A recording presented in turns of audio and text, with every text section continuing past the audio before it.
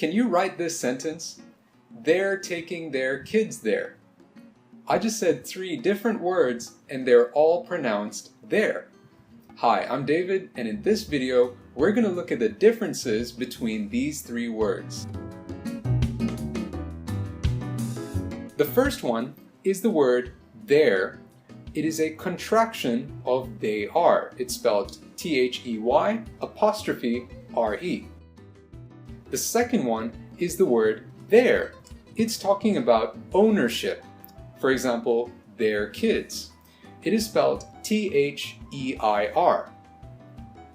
The third one is the word Theyre, spelled There, and this is talking about a place or a location.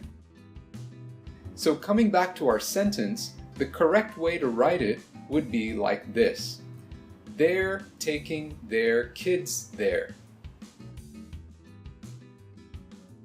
That's 1 minute English, and now you know the differences between there, and there. Did you find this video useful? If you did, then please share this with your friends, so they too can improve their English. If you want to see more videos like this, please like and subscribe. Thank you so much for watching. I'll catch you in the next video.